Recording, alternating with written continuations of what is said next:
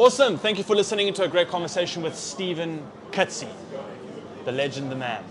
Next, we have the man behind the scenes that if you spend a lot of time in Boma, in Village, or many other places around Cape Town, you will know the man. If you've ever seen a Pontiac racing around, you've ever seen a loud Harley racing through the streets, it was probably him. We've got the legend Reg in as well. Reg, thank you so much for being here.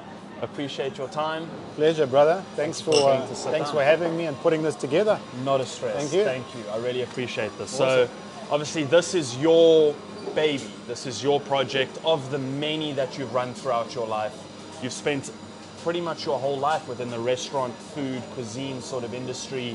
How did this all start for you? How did your love for the industry, I mean, everything about this place, the interior design, the atmosphere, the food, menus, the cocktails, everything is so intricately put together. How did Reg become Reg within that space? Sure, well, there's quite a lot to unwrap there. Yeah, there we go. But, so the idea behind Boma, I like to conceptualize a place actually once I secure the venue. Okay. So I sort of designed this particular concept and idea after I'd secured this venue. Thought to myself, what's going to fit in the area? What does the neighborhood need? I'm a big believer in the inner city of Cape Town. I'm a big believer that South African cuisine needs to be showcased a lot more. There's a lot of different food offerings in and around Cape Town and in the CBD, but I felt like South African cuisine wasn't truly represented. So that's where this idea started. I lived in America for 15 years, so I have a lot of natural sort of influence from Southern California lifestyle. That's where my love of muscle cars and Harley Davidsons and all that type of stuff, American freedom, beer drinking, gun toting, white trash style. So I guess that's a little bit ingrained in me, so I wanted to sort of represent a little bit of that here. Okay. South Africa, we also have an amazing desert culture. The Karoo is amazing. So I wanted to, with Boma in particular, showcase the desert, the Western Cape, the Karoo, that type of landscape, together with South African cuisine, with a more modern twist. And open fire cooking is a big passion of mine. Yeah. So I wanted to incorporate all of those three things. So when I secured the venue, I started coming up with an idea, Boma being in throughout Africa is actually in a lot of different languages. A Boma is a central sort of unit.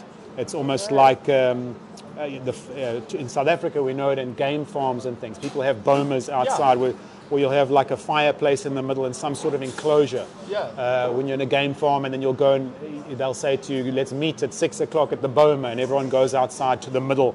But it's more like an enclave, like a place of safety. Yes. That's what a Boma is traditionally in a lot of different South African cultures.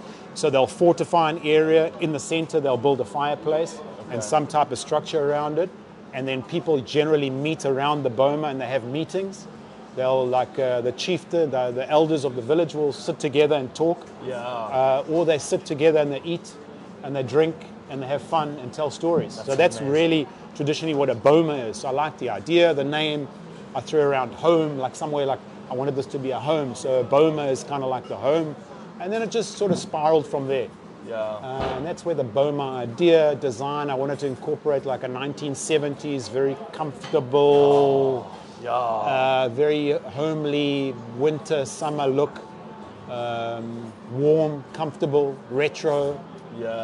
And that's, I kind of threw it all together, shook it all up and threw it all together, and this is sort of what landed. I did all the design and the build myself, so it's sort of what came out of my mind and what I thought would fit the space best. The beautiful balance that you've been able to kind of marry with Boma upstairs, the vibrant community feel of everything, and how that feeds into the downstairs of Tiki Toon. How did that become the idea of this tiki-themed, underground, lekker vibe that you got going there as well? Yeah, so that's also an interesting one, and I think that can also probably take me back to living in America for 15 years. California, that's where the original tiki culture came out of the Second World War in the 50s.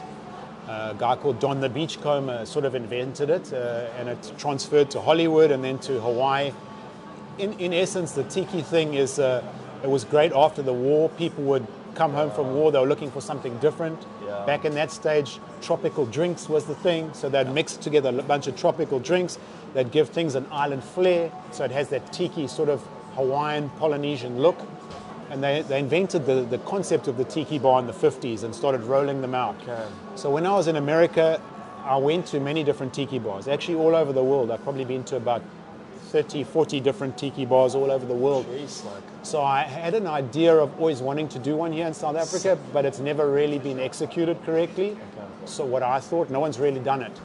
So I thought, I got given a nice space in the basement. It was pretty small, and but Boma's quite open and looks onto the street, and then I thought, well, let me try and create something a little bit more and a little bit more unique and exotic. Escapism downstairs. So the idea with tiki is you walk downstairs, you walk off the street, down through the small staircase into a basement, and as you round the corner of the staircase, it's like an enchanted world. It's something incredible. Something completely different. It's like a Disneyland for adults. It's something that I love standing there and watching people's faces when they come down the staircase. They look up and they're like, where the hell am I, and what is going on in here? There we go. There's LED lights, it's blue, it's green, it's orange, it really does, it's got a bit of a Pirates of the Caribbean feel to it. Yeah. So it's got that old school Polynesian, if you got shipwrecked on a deserted island kind of look and feel. Pirates. Yeah. I took it more to a little pirate theme. There's different ways of taking your tiki experience.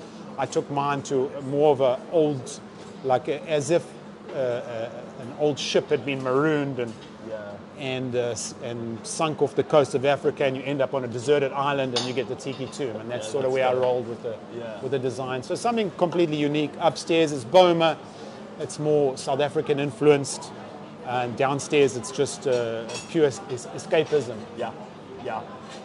Fun, good times. That's exactly what it feels like.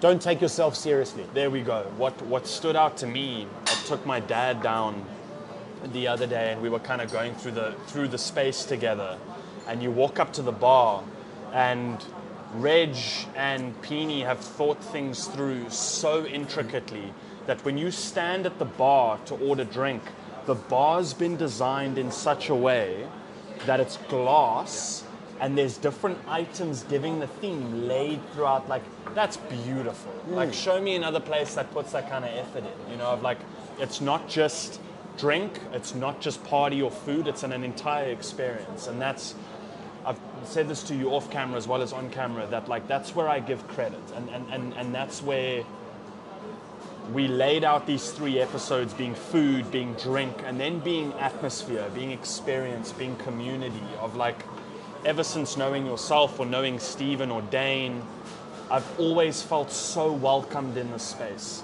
The food is incredible. It makes me think of home, just done at the superior level. The drinks in terms of the beer makes me think of rugby and my family and my dad and all sitting together. The cocktails are just next level. But the community of things. There was someone here earlier carrying their baby. There was a couple that came in. There was a guy sitting to work. There's us all having beers.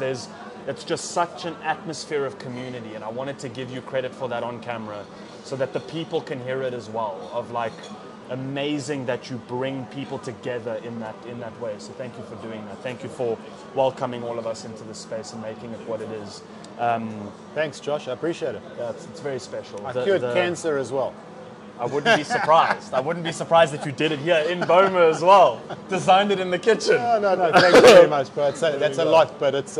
I just like to create spaces where people feel comfortable and can enjoy themselves, and that makes me happy. Other people being happy in a space, I'm happy. There you go. That's all. And that's exactly what you've nailed on the head. It's not really anything special. It's just something I like to do. Yeah. I wanted to close up with you on this. We've asked Malcolm, we've asked Stephen, we've asked my dad. I wanted to swing it past you. We have this question of what is your favorite beer moment? You get the airport beer, the shower beer, the hair of the dog beer, the unpack my bags, load a 6-pack into the fridge, my first beer when I land, the coming out of the water, sit on the sand, beach beer. What is your favorite beer moment? Well, being a board sports enthusiast Yeah. like myself, I think probably the pre-surf, post-surf beer. Coming in after the water, from the water after a long surf, cracking a beer, you know, exhausted, muscles are tired, everything's tired, cold. That's probably, I would have to go with that one. There you go. Cold and salty, sip of the lager. Love that. Sipping on a nice beer after a nice long surf. Yeah, Dig it's it. probably the best for me. There you go. Finish your nice long surf and pull into Boma and enjoy a Bomb Squad as well as a Boma Light or Lager on tap as well. Phenomenal beers. What they've also done that is amazing is they've now put together the Cuisine special, the Cuisine burger. The Cuisine burger, Stephen's favorite burger. So, and then on Thursdays we do a burger and a Bomb Squad beer special on Thursdays for $100. How do you beat that? $100. Cheap as chips. This is the place you'll see Come us and get every it. week. Every week, a Thursday burger beer. It's technically the start of the weekend in Cape Town, so There we pull in go. and enjoy it. There we go. Reg, thank you so My much. brother, man. thank you. This is incredible. Thank Pleasure. you. Thank Thanks you for your time. This is amazing. Thank you. Yes, boys.